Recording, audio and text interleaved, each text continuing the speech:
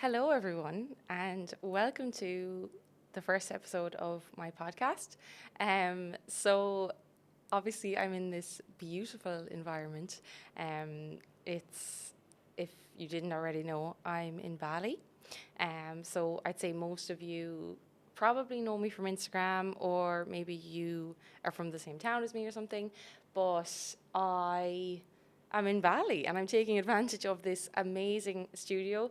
Um, so yeah, I suppose this first episode is gonna be a little bit all over the place because first of all, I don't want this podcast to be something that is very structured, very serious, very. I suppose I want it to be a podcast that I can just come on and talk and not worry too much about how it's gone. I just want to be myself. I doubt there's going to be any lovely music or anything fancy going on in the podcast. I think just for me, my aim of the podcast is just to kind of share my own experiences, make people feel less alone, talk about things that maybe most people don't talk about, and also like allow it to be a safe space for people who may need a friend or someone to connect with, because I think anyone who takes the time out of their day to listen to my podcast, first of all, I appreciate you more than you will ever know. And secondly, I feel like, Instagram, you can only share so much. And I just feel there's a lot of people on, like, I've created such a lovely community on Instagram. And a lot of lovely, lovely people message me. A couple of people message me all the time. And I feel like I want to give more. I just feel like Instagram does not, it just doesn't cut it. And I sometimes want to expand on what I'm talking about and like really just dive a little bit deeper into some topics and stuff. And I just think a podcast is going to be really suited to that because I can talk about things for much longer. So yeah, if you are listening, I do really appreciate you, and I just want this to be a space where, like, when you put your headphones on or when you're out for a walk and you know that if you're listening to Jenny's podcast, you know that you can just block out anything that's going on right now for you and just zone in and have a listen to what I have to say. And I think another thing I want to point out is, if you didn't know already, my Instagram is my main platform. That's where I chat and connect with people. So that's a fitness page that started out as a page for me to share my own fitness journey. And I'm an online coach as well that works with lots of incredible, incredible people. So you know who you are if you're listening. So that's probably what people expect this podcast to be. The online coach that now has a podcast that's going to be focusing on fitness and health, and um, this is not going to be a fitness podcast. There may be elements of fitness, but I think I am so much more than fitness. And I think having a podcast based around fitness just does not align with me, because I'll get into my story in a little bit, but I suppose I've come such a long way that, how would I explain it? Fitness is a small part of my life. I am so much more than my physique. I'm so much more than what I eat. I'm so much more than what I look like. I'm so much more than how much I can lift in the gym. All those things are so important, and I am so passionate with that, and I help amazing people with their health and fitness goals all the time. but I just feel I have more to offer. And I feel like my true self, the true Jen, wants to speak about much more than fitness. So yes, there might be episodes here and there where we discuss certain fitnessy stuff, but I really kind of just want this podcast to be that safe space, and also just share different things that I discover, different things that I'm realizing. I feel like at the minute I'm going through a very much self-discovery period, and I'm learning a lot.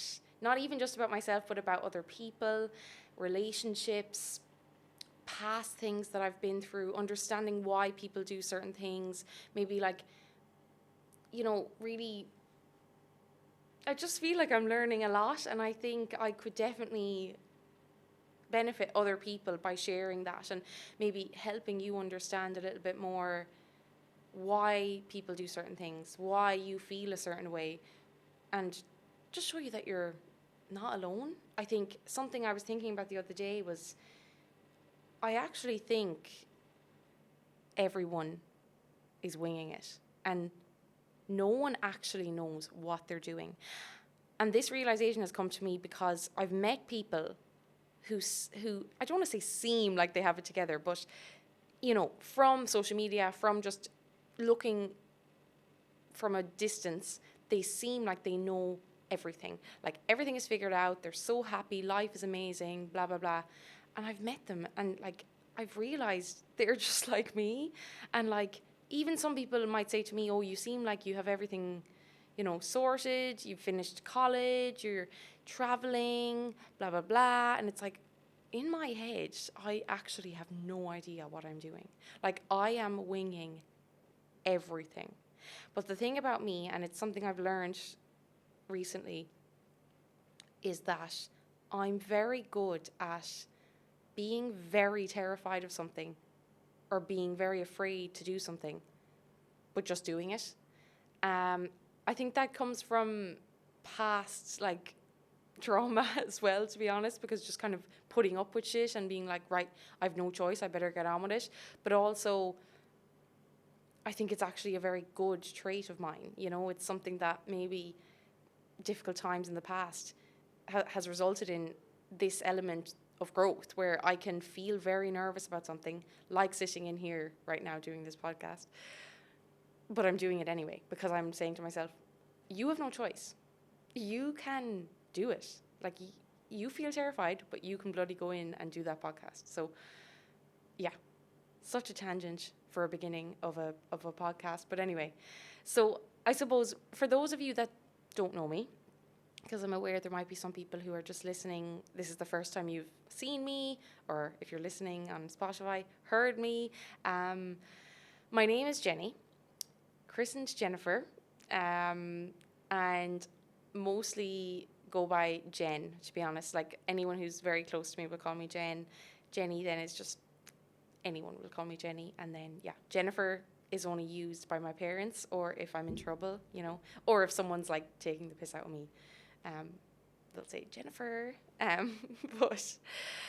But yeah, so my name is Jen. I am 21 years old. I am from Tipperary in Ireland. I have just finished my 4-year degree of speech and language therapy. So I finished that at the end of March and flew to Bali a week later. So I'm in Bali now. I've been here for 2 weeks. I decided to come on my own. It has been a roller coaster of a journey, to say the least. Again, I was terrified, but I was like, I'm doing it anyway. So this is like quite a common theme in my life. I do things that I'm quite scared of, but something that I always have in the back of my mind is, what will future Jen thank you for? And I don't know where this stemmed from, but it's always on my mind over the last couple of weeks, months actually. So like, I'm always thinking about my future self.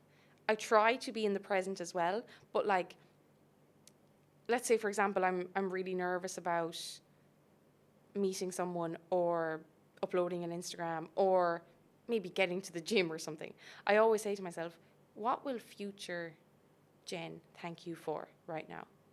And that really helps me decide, because it's like, usually your future self, if your future self is going to be happy that you did something, it's probably the right thing to do, Like if I said to myself, okay, my future self will be so happy that I skipped the gym today, or my future self will be so happy that I didn't prepare my meals. Like that's probably not what my future self would be happy for. So yeah, that's something that really helps me. But anyway, I studied in Galway, studied speech and language therapy, did a degree that wasn't my passion. I have so much respect for speech and language therapy. I think it's an incredible course, incredible power to literally change someone's life. However, it's not who I am, and it's not the path I want to take right now. I don't really know where I'm going in terms of career. Obviously, like I'm a coach at the minute, and I'm doing that.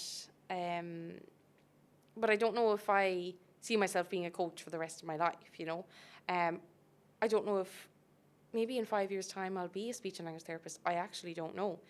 But some people ask me then, why did you finish the degree? I suppose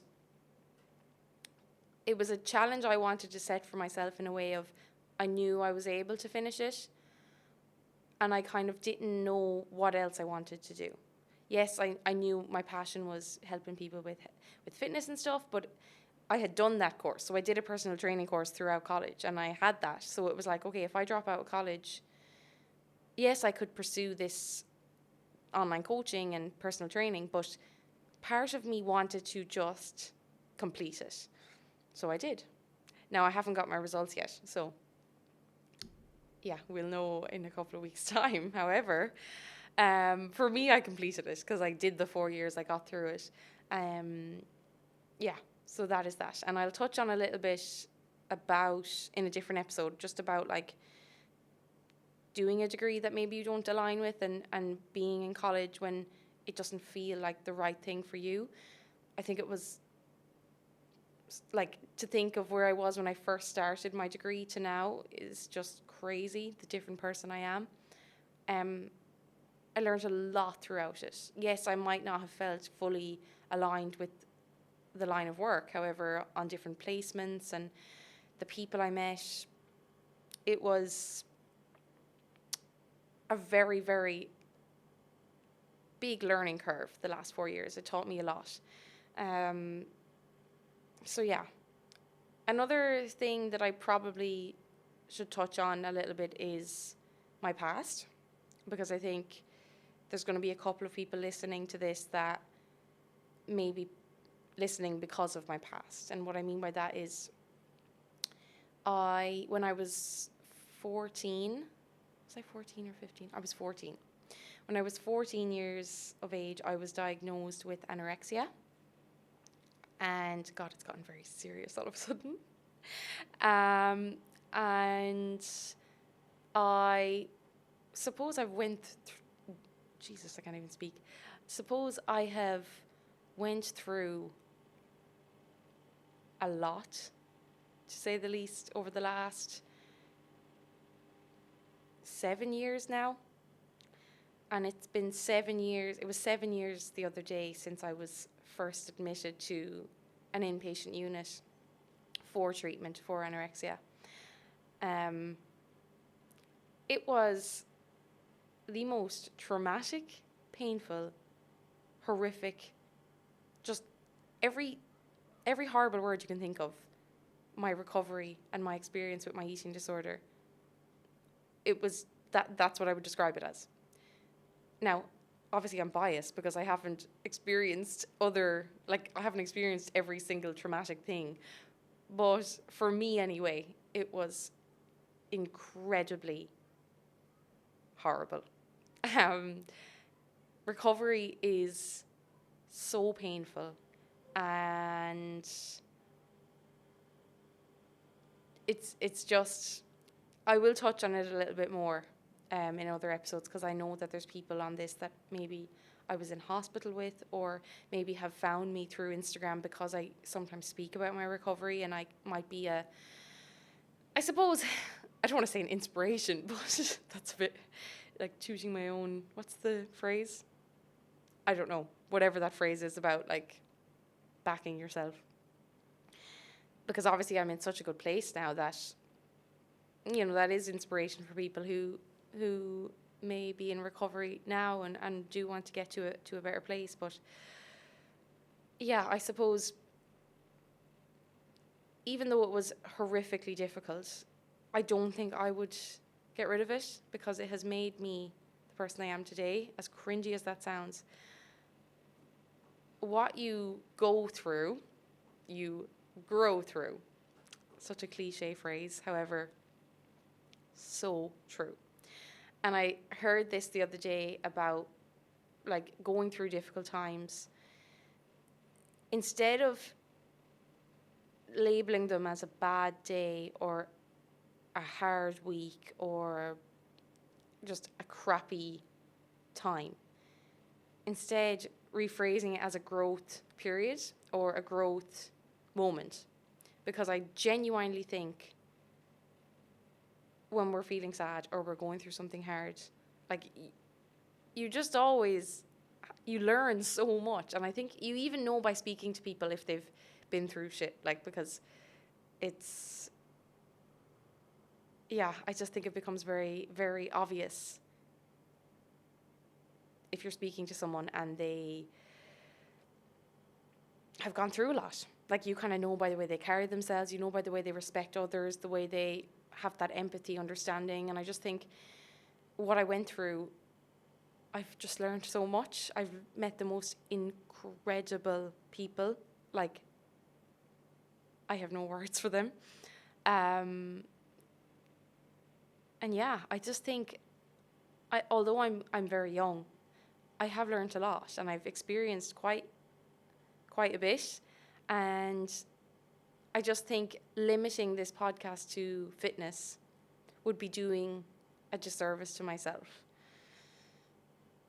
So yeah, I just thought I would share that is obviously, I don't want to say it's a big part of this, because obviously I've completely moved away from anorexia being an identity. And, it used to be this who I was. And I felt like when I actually was going through recovery, I found the identity piece very difficult, because I was letting go of the skinny girl, the quote unquote girl who doesn't eat, the quote unquote girl who is sick, That all played a role in my life. And for those of you who aren't familiar with anorexia, like, it is a coping mechanism. It's a way to deal with things that are going on in your life. And,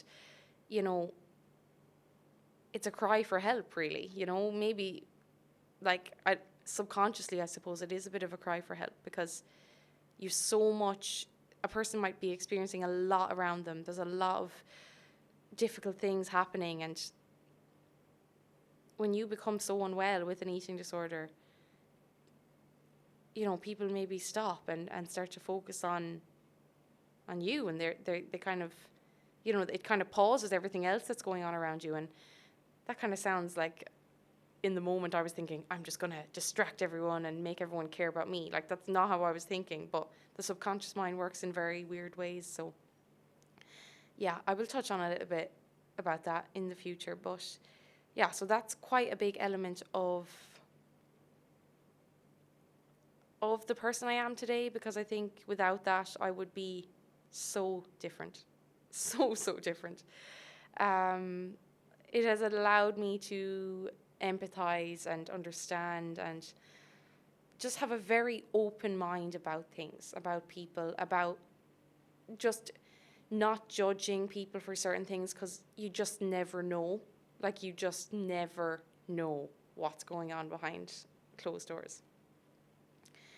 Like, when I was in hospital, so many people didn't realize I was in hospital, or if you just don't know. So I wouldn't change it for the world. Yeah, so that is that. So I think the aim of this podcast is really going to be a chance to connect with people, a chance to share my experiences and show you that you are not alone, that things can get better, and life doesn't have to be so difficult, and it doesn't have to be so serious. I'm going to touch on a lot of different things throughout this podcast. I think mainly it's going to be about like self-growth, self-development, parts about fitness, parts about my eating disorder, things I'm learning about myself, things I'm learning about others. I'm going to touch on things like relationships, I suppose, judgment. There's just so much I want to talk about. And I often have these realizations, and I always say to myself, oh, I wish I just had the podcast. Like, I wish I had it set up. I wish I could just share this now with people, because I just feel like I have a lot to say. And, you know, for the people who do want to listen, I think it's a really nice way for us to connect. And anyone who listens to my podcast, I feel like we will be very good friends, because first of all, you'll get to know me very, very well. And also, if you're taking the time, you know, I always say people's time is the most precious thing. So if you're giving me 20, 30, whatever minutes of your day, like, I want to be your friend. So yeah, that is that. And this podcast definitely isn't catered towards a specific person. This podcast is for anyone who just wants something to listen to. And I think regardless of whether you're on a self-discovery, self-growth, whether you're a boy, a girl, a man, a woman, whether you're gay, straight, bisexual, transgender, whatever, whether you're young or old, like, you will gain something from this. God, that sounds quite cocky, but to be honest, no. Do you know what? I'm going to back myself, and I'm going to say that I do offer value to people, and I do offer something to everyone. And I think listening to other people's lives and listening to other people's perspectives, you will gain something from that. I think another thing I'm going to touch on quite a bit is probably being in my own company, and that's something I talk about a lot on my social media. Hence why I'm traveling to Bali, why I came here on my own, you know. And a lot of people said to me, why are you going on your own? And it was just something I needed to do. And I just feel like, as unsettled as I feel sometimes out here, like, there's moments where I feel very uneasy, I feel alone, I feel nervous. There's part of me that knows I'm where I need to be. Like, I have this voice in my head that tells me, you are doing what you need to do. Even though I could be crying, I could be having a meltdown that I want to go home. Part of me is like, no, Jen, you're absolutely fine. You know what you're doing, and you've absolutely got this. And that's a really nice place to be. Because regardless of how I'm feeling, okay, there's sometimes that voice is not there, and sometimes I do have this crisis in my head, and I'm like, ah. Like the other night, I had a bit of a meltdown because it was probably because I did my first ever breathwork session, which was an experience, to say the least. But the next day after that, I was feeling extremely emotional, extremely vulnerable. And if you're not familiar with breathwork, it's basically a way to release, I suppose, stuck emotions, negative energy, maybe past traumas that are held in your body. Because when we experience something stressful or negative or traumatic in life, we often think that it affects our brain. You know, like if someone goes through something very serious or very traumatic, you think, God, mentally they're going to be very affected, or it's going to really, you know, emotionally or psychologically, it's going to be very hard. But what I've learned is that your body stores traumatic experiences, not only in your brain, but in your body. So like inside you store emotion, and it's stored as energy. And Anna Archer is this incredible lady, woman, person that I adore. Her podcast is just my free therapy. But she speaks about emotions and talks about how emotions are energy in motion. I think that's what she refers it to. So it's like, you know, emotions are energy throughout our body. But basically what I was saying, why I was speaking about that, is because that breath work, that release of that negative past energy that may have been trapped in my body, that could have been from 10 years ago, you know, that was why I was potentially feeling so emotional the next day. It was releasing through my body. And for some people hearing this, they're probably like, oh Lord, like that's so wishy-washy. I used to think that as well, literally 4 days ago. But then I experienced this breathwork session. I've never experienced anything like it. And it's opened up a new world for me, because I wouldn't have said I was, you know, that into the spiritual side of things. But since doing that session, and I want to thank all the incredible women who held it, you know who you are. Since that, it's opened up this huge new world to me. And I'm so happy it has, because before that, I suppose I was so limited. I mean, no, not limited, but I didn't really have much spirituality in my life. And I still don't. I mean, it's been 4 days and I'm only really kind of becoming aware of it. But that is another thing I may potentially be chatting about a bit more, because I always wondered why people were so invested in it. And now I'm beginning to maybe get a bit addicted as well, and get a little bit more into that side of things, because I think it's so important to be open-minded and just, yeah, just open to learning about different things, because you just never know, and you can't prejudge something without trying something new. Or so yeah, I can't remember where I was going with that. I think I was talking about how even though I can be feeling very low, there's a voice, or there's a person there, or there's the healthy Jen in the background saying, you're going to be okay.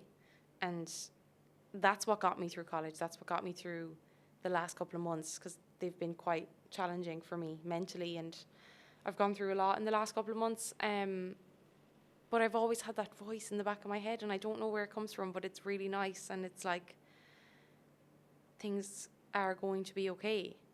And it's just comfort. I don't know who it is. I mean, I know it's my own kind of thoughts in my head, but I feel like it's a figure of a person in my life that is there for me a lot, and they kind of provide that comfort for me, and that's the voice I'm hearing. I don't know. I don't need to know either.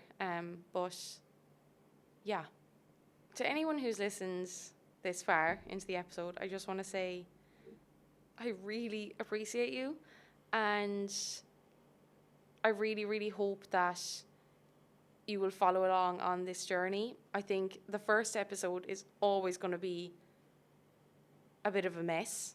I think I've gone back and forth about 100 times talking about 10 different things. And obviously, I'm in a different environment. I'm in this studio in Bali, and there's like these bright lights shining on my face. So I'm feeling a little bit vulnerable, I suppose. I feel like people are watching me, even though I don't think they are. I mean, I can see a camera actually up in the corner, so there is someone watching me. But yeah, I think I am nervous. And what I've said like 2 or 3 times before, that's okay. I'm still going to do it. You know, I feel quite nervous right now, but I'm doing this anyway. And I suppose that might teach you guys, if that's the lesson that you take from today's episode, it's that you can do things even if you don't feel ready, even if you don't feel fully confident, even if you're extremely anxious about something. You can still do what you need to do. You can still achieve what you need to achieve, and you don't need to let your mental health or how you're feeling dictate what you do in life. And that goes into, like, I'm speaking about body as well, like not just how you feel mentally, but also how you perceive yourself to look. And I think this is something obviously that we'll touch on, but you know, you can do what you can achieve what you need to achieve in life. You can go after whatever goal you want, regardless of what you look like and regardless of potentially how you're feeling. Now, obviously, there's going to be caveats to that. Like if someone is extremely low and extremely depressed, you know, they're not going to even have the motivation to do a certain thing, maybe. But my point is, if you're very, very nervous about something, you don't have to wait to feel okay to do it. You don't have to wait to not be nervous. You don't have to wait to not be anxious. I think doing something and it feeling a little bit scary means that it's probably the right thing to do. And anything that is meaningful, anything that's worth having, anything that is, I suppose, fulfilling, it doesn't come easy. And I'm a huge advocate for just pushing that comfort zone and really just not allowing your negative thoughts and emotions get in the way of what you want to achieve. And like there's this whole element of a growth and comfort zone, and the comfort zone can feel like such a safe place. But if we never ever push ourselves outside of that, it's a disservice to who you are, because you offer so much to the world. And if you can't push yourself that little bit, and I don't mean doing anything extremely uncomfortable all the time, like it could be as little as, I can't think of an example right now, but you know, it could be a small thing. And as long as you're ticking away at that and constantly kind of, you know, expanding that comfort zone, you are developing and you are growing and you are learning. And you owe it to yourself to do that, because you have so much value and so much traits and characteristics that you want to share with the world, but they can't be truly expressed if you don't challenge yourself in life, and if you don't push yourself to do things that don't feel 100% comfortable. And usually when we do something very scary, it's very, very, very scary at the initial period. So let's say, for example, I'm going to give the example of overcoming an eating disorder, okay? So like when I had to decide that I wanted to recover and I had to start eating more food, the initial phases of eating more food felt like the most horrific idea to do. It felt like, I honestly used to say to myself, I just would rather have done anything other than eat the food. And those first initial weeks, it just felt so wrong. And I was in that quote unquote fear zone, okay? So there's loads of different zones, part of a growth zone. I was in the fear zone. And that's where people often turn back. They don't get to that growth zone. But I kept pushing on through the fear zone, the uncertainty. And I suppose I didn't have the voice in my own head telling me I was going to be okay, but I had the support of the nurses, the doctors, my family telling me, it's going to be okay, Jen. Keep going. And I eventually got to that place of growth. So you can apply that in any area, obviously, of life, because like, you know, a comfort zone, you could be in a comfort zone in every aspect.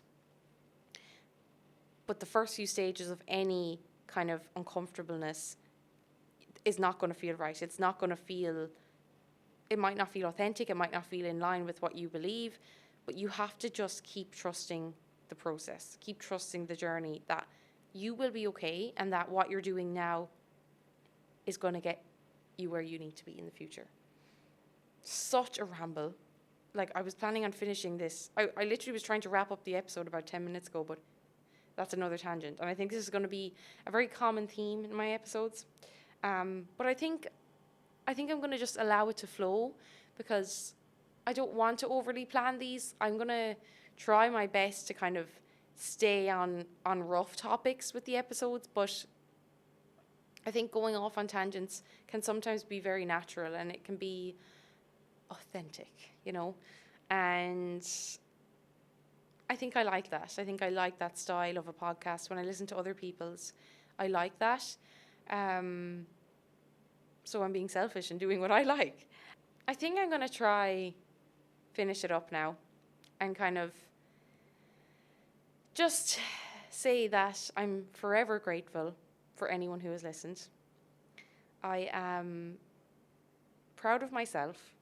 I'm going to put that in there because it's so cringe, but I am really proud of myself. Like, I think it's so important to appreciate the achievements you do have in life and just appreciate where you are at, because if you can't appreciate yourself, like, and if you can't validate your own self, your own achievements, your own wins, like, how do you expect someone else to do it? And I think when you can validate yourself, when you can appreciate everything you've achieved, you don't need anyone else to do that for you. Yes, if someone comes into your life, whether that's a boyfriend, a girlfriend, a friend, or whatever, they can obviously appreciate your wins as well. But if they don't, it's not the end of the world, because you have your own back. You are whole as you are. You are all you need in life. And if someone else wants to cherish that as well, amazing. If not, so what? You know, we don't need anyone else to validate who we are or what we've achieved. So yeah, I think I'm going to finish it there, because I think I've gone on a lot of different tangents / rants. But I'm okay with that. I'm allowing myself to just speak. Sorry if this was a bit of a mess, a bit of a anxious podcast. I don't know if you can tell, but I am a little bit nervous, and I think that's okay as well. But I really, really hope that you've taken something from this episode. Obviously, it was just a little bit of an introduction, and you're going to get to know me much more throughout the next couple of episodes. But yeah, thank you so much for listening. Thank you so much for giving me your time. It is beyond appreciated. And I hope to see you in the next episode. So yeah, thank you so, so much. And we will chat soon.